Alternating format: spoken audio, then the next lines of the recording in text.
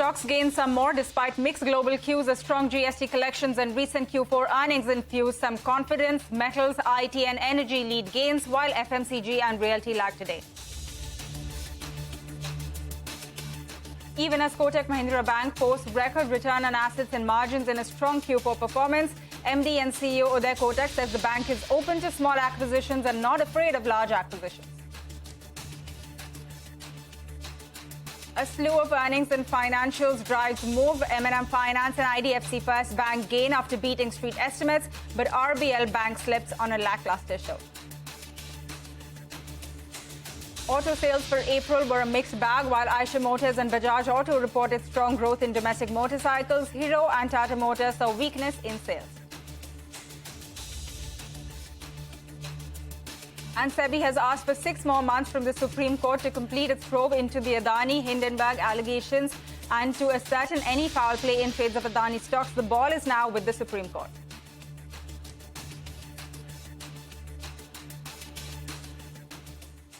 Hi guys, good afternoon and welcome to Business Lunch. I'm Pavitra Parekh. Those are the headlines that we have for you at lunch hour. There's clearly a lot going on. It is a good start to the week as well. We have a 105-point gain on the index right now. So 18,170 is where we are at on the Nifty. And, we're only seeing that momentum build. The good news is that the outperformance that we were talking about from the broader markets, that is really continuing. So if you take a look at the month gone by, so for the last 1 month, you have the mid-cap index, which is up almost 7%. You have the small-cap index, which has seen an 8.2% kind of move. So looking very good over there as well. The advanced decline at around 2:1. So positive on that as well. Some of the sectors which are doing well, you have a lot of the IT companies doing well. Tech Mahindra is the top gainer on the Nifty. You have Infosys also, which is doing well from the larger space. But in the mid-caps, names like Cyient, Emphasis, Mindtree, all holding up with good gains today. So that pack definitely in focus after the kind of selling we saw earlier. You have a lot of the metal names which continue to cheer. So in addition to some of the larger Nifty metal companies, you have names like NMDC, JSPL, Hindustan Copper, all of these seeing some good gains as well. On the downside, you're seeing some amount of reaction coming through to the auto sales numbers as well as some profit booking from, the banking space that we are seeing after good earnings as well. So that's what's happening in terms of the market action. We'll get to more on that. But first up, let's start off with the macros. We got the core sector growth, which has come through and it has dipped in the month of March. So Lata is here to really round up all of the numbers that we have for March as well as for all of FY23. Lata. Now, the core sector growth for March actually slipped and it's come down, as you can see, to 3.4%. And that's a significant fall from the kind of highs we saw. This is the slowest in 5 months that we have seen, slowest since October. Sectors that showed poor growth among the 8 core sectors were electricity, cement, crude oil, natural gas, refinery products, while those that did well were steel, fertilizers and coal. Now, we also witnessed weak growth, I'll go sectorally, in electricity. We've seen a significant fall after a strong growth at the start of the year and, strong growth since November. Likewise, even cement slowed very sharply. As you can see, a fairly sharp fall in cement consumption. Not very encouraging considering, it's a down number, considering that this is the month when cement output should pick up. Steel, however, has had a very decent run. As you can see, a fairly decent performance being maintained. We now have the core sector data for the full year, FY23, because what we were discussing is March numbers. What are the longer term trends that we can see? Well, the FY23 growth in the core sector is at 7.6. That's impressive. But the slowdown versus the pre-COVID times is continuing. This is the average of 4 years that we have taken since the COVID year, 3%, and the average of the past 4 years before COVID at 4.1%. Now, however, while this is the overall core sector performance, coal is a very big outlier. The last 4 years, COVID years onwards, has shown a very good growth. So grown very sharply since FY20. Steel has also kind of held its own. It's doing almost as well as the previous 4 years before COVID. At least it's not fallen. It's maintained steady. But that's where the good news ends. If you come to electricity, the output has clearly fallen, the average growth of the last 4 years. And likewise in cement, which is a bit troublesome because that's the fuel of infrastructure. That's also growing at 5.4% for the 4 years, compared to 5.7. And refinery products, which is the largest contributor in the core sector, heaviest weight, has actually fallen pretty significantly if you take the last 4-year average compared to the previous 4 before COVID. In short, core sector done well in FY23, but still needs to catch up with the pre-COVID pace. All right, Lata, thanks a lot for taking us through that complete snapshot of how the core sector growth has really looked in India for March as well as for the year gone by. But also bring you an important update now on the windfall tax. The Ministry of Finance has issued a notification addressing a reduction on domestically produced crude oil. This is from rupees 6,400 per ton that we had earlier to 4,100 per ton now. Additionally, the windfall tax on diesel, petrol as well as aviation turbine fuel would continue to be exempt. So that's some important news coming in. And in some more updates, you also had domestic natural gas prices, which have been hiked. This is to $8.27 per MMBTU from the earlier $7.92 per MMBTU in April. And this is in line with the new domestic gas pricing formula that was introduced last month. So these are some important updates that we had to bring you. But you know, today it is also a lot about all of the auto names because they're all in focus after sales numbers for the month of April have been trickling in over the weekend. Sonia is here with a recap of how the numbers have looked. Sonia, quite a mixed bag this time. It was a mixed bag for the auto sector this time, so I've decided to put it into the good, bad and the ugly. So let's start with the good numbers this time. First up, you had Eicher Motors and Bajaj Auto, the two-wheeler makers, that delivered very strong set of numbers. So if you look at Eicher Motors numbers, Royal Enfield growth that came in was an 18% growth. Commercial vehicle segment also saw an 18% growth, almost a 19% growth this time around, much better than what the street was estimating. If you look at Bajaj Auto, the stock in fact is at a 52-week high after very strong domestic sales growth. So the domestic growth has come in at 108% year on year. Total sales have been up almost about 7% while export growth is down about 43%. If you look at Ashok Leyland, that one as well constitutes a good set of numbers. Ashok Leyland's total growth has come in at 10%. The MHCV bus segment has grown 82% and the light commercial vehicle segment has grown about 21%. For Maruti as well, decent set of numbers led largely by the domestic sales. So total sales growth of 6.5%, while the domestic sales growth has been at about 8.5%. TVS Motor too saw very strong growth in the domestic two-wheeler segment, total sales growth of around 4%, but the domestic two-wheeler segment has grown for almost about 29% this time around. And the TVS iQube Electric, which is one of the strongest products in its segment, has achieved a sales milestone of 100,000 units. Now let's move to the weak numbers. What tops the list is Hero MotoCorp. The sales were not only below street estimates, but they were quite weak. The total sales have fallen by about 5.2% at 3.96 lakh units. Now, the Nomura's estimate was 4.50 lakh units. So, you know, in that context, the numbers are quite weak. For Tata Motors, there was weakness in the commercial vehicle segment, which dragged the overall numbers. Total domestic sales were down about 4% at 68,514 units, while commercial vehicle sales saw a steep fall of 27%. For M&M, it was a mixed bag. While the auto sector numbers were not too bad, it's the tractor numbers that were disappointing. The tractor sales were down 11% this time, while auto sector saw a good, growth this time around. So all in all, a mixed bag, some good, some bad. But, you know, you'd have to say that some of the two-wheeler names like Bajaj Auto and Eicher Motors came back in a big way. All right, Sonia, thanks a lot for taking us through all of the numbers of how the April sales have looked. But in fact, sticking with this, we also spoke with Maruti's Senior Executive Officer of Marketing and Sales, Shashank Srivastava. So listen in to what he had to say on the company's retail as well as export numbers.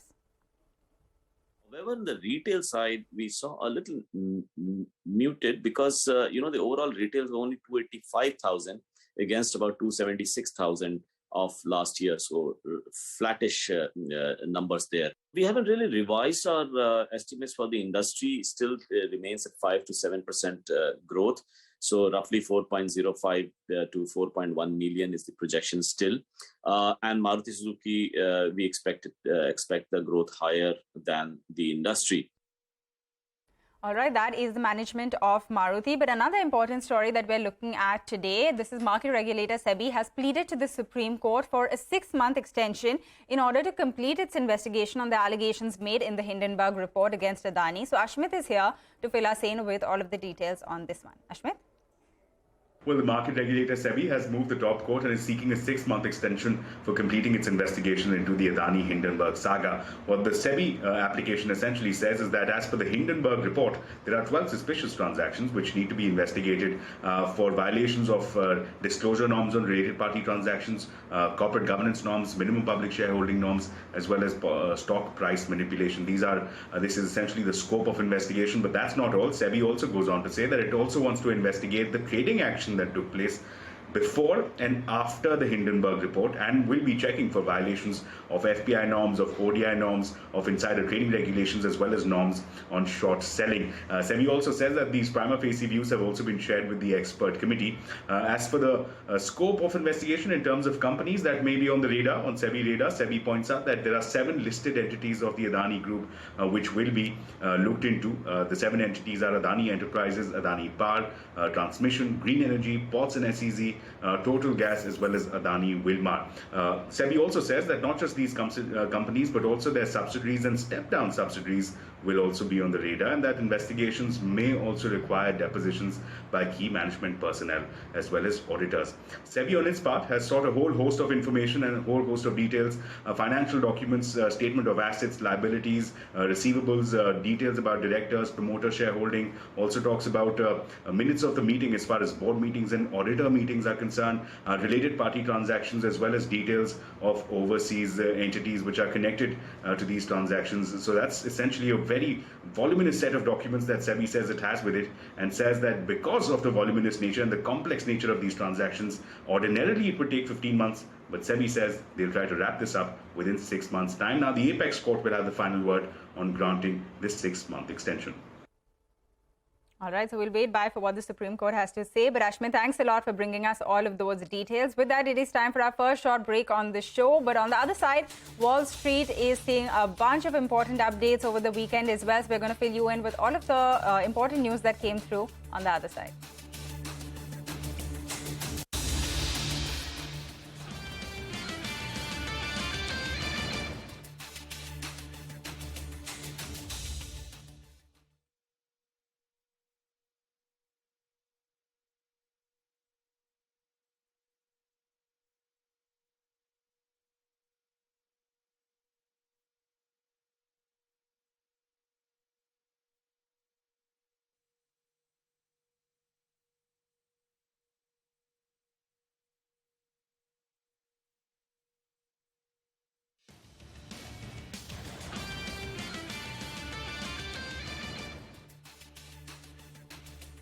Welcome back. You're still tuned into Business Lunch, and there are a bunch of important global cues that you should track today. And the first one, of course, being that the all-important 2-day Fed meeting will get underway today, with the street largely expecting a 25 basis points hike this time around. And according to the minutes of the March policy, a modest recession is expected to begin later in this year, and then that will be followed by a recovery over the following 2 years.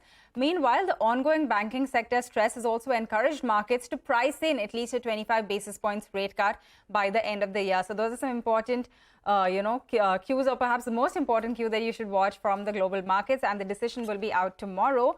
But now talking about the big story that came through over the weekend, that is JP Morgan Chase emerged the winner of the weekend auction for First Republic Bank. The acquisition came after regulators took possession of First Republic, which is the third American failed bank since March. That is, in just a period of 2 months, we've seen this is the third one that has failed. And CNBC's Karen So is here with all of the updates on this.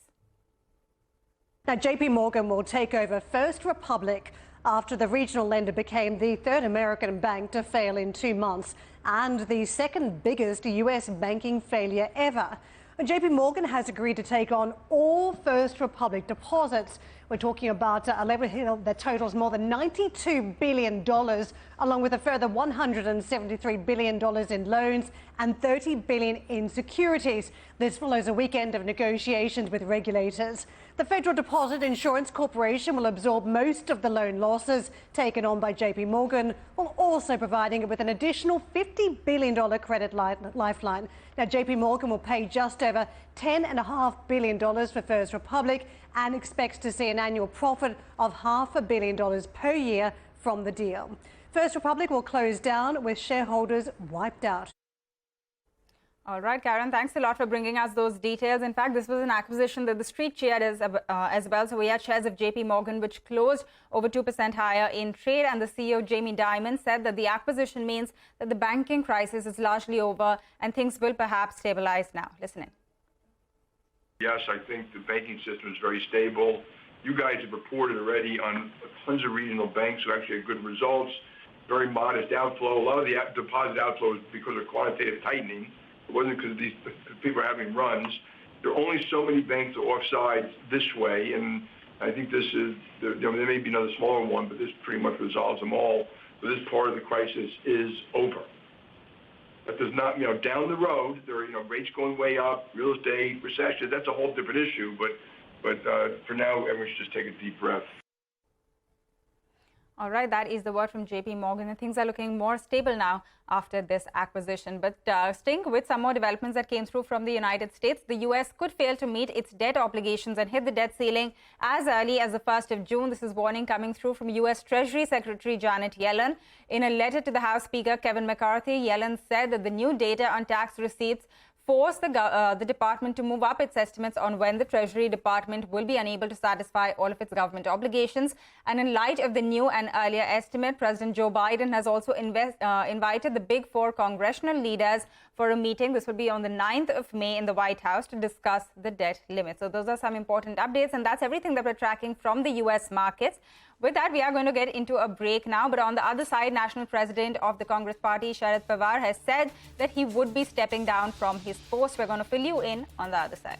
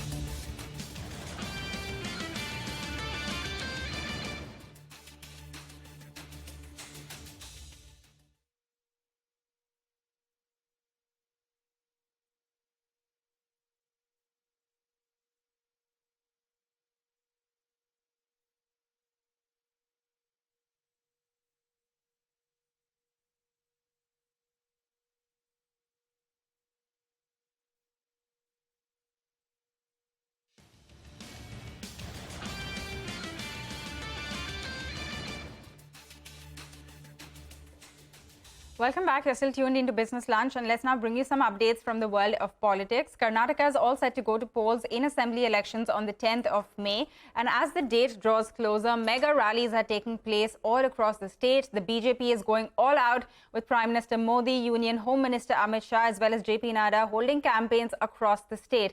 They also issued their manifesto on Monday, that's yesterday, and some of the promises made by the BJP include 3 free gas cylinders and 500 ml of milk for BPL cardholders.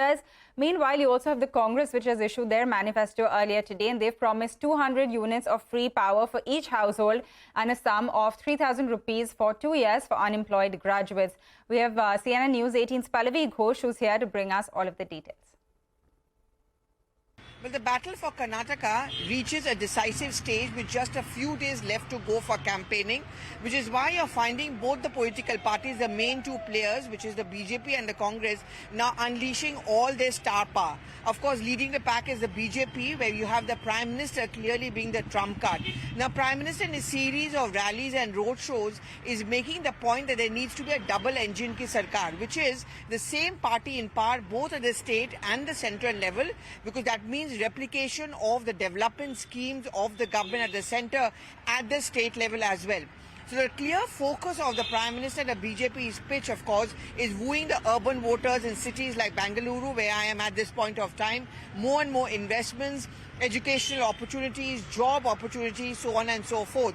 The Congress, which released its manifesto, has tried to match the BJP's manifesto Two, by talking about increased investments, because the Congress is little weak as far as the urban areas are concerned, and therefore it is trying to reach out to those areas. Interestingly, the Congress's weak spot is also the coastal area, which is why it also talks about a separate fisheries development board as well. Both the political parties in a manifesto have clearly focused on youth and women, with several schemes and job opportunities being offered to them. But this is the real test case. Will manifestos actually help each other out? Or will it be the right caste arithmetics which at the end of the day decide which way Karnataka is going to vote? All right, Pallavi, thanks a lot for that. We don't have to wait too much longer to find out. Of course, the state goes to polls, remember, on the 10th of May, and we will keep bringing you all of the updates on the battle for Karnataka. But with that, and actually staying with the world of politics, during a book launch in Mumbai today, National President of the Nationalist Congress Party, or the NCP, Sharad Pawar, said that he would be resigning from his post. My colleague Sandhya is joining us now with the latest. Sandhya, this comes as quite a shocking announcement, especially considering the timing of this. Yes, absolutely. And Pavitra, we are talking about the current political scenario of the country when there are elections in one important state like Karnataka. But this undoubtedly can be is the biggest political news of the day, at least, and even for the month. Talking about NCP Supremo Sharad Pawar in 1999, when he separated from National Congress Congress Party. At that time, he formed NCP, and today, as you rightly mentioned, in a book, during a book launch, he announced that he is now going to step down from the position. And this, of course, has sent shockwaves across party lines, not just in Maharashtra, but at a national level also, Pavitra. But another reason why this announcement is extremely crucial is the timing of it all. Because within next 2 weeks, Supreme Court is likely to pronounce its verdict on the plea which was filed by Uddhav Thackeray, where he sought the disqualification of Eknath Shinde, the CM of the state, and the MLAs who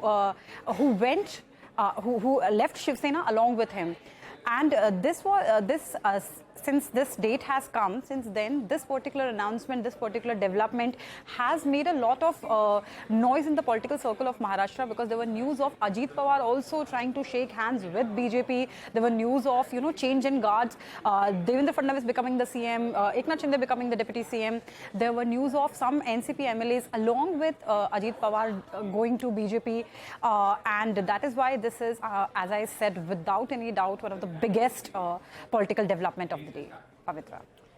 Oh, absolutely. Big news coming in there. Sandhya, thanks a lot for filling us in with all of those details. We are going to wind down on the show, but some somber news that came through over the long weekend as well. Australian chef and MasterChef Australia judge Jock Zonferillo died at the age of 46 on Sunday in Melbourne. No cause of death was given. The MasterChef Australia's new season, remember, was due to premiere on Monday night, but Network 10 has confirmed that it will not air this week. Tributes for Zonferillo poured in from across the global culinary world, fans and participants of MasterChef Australia as well.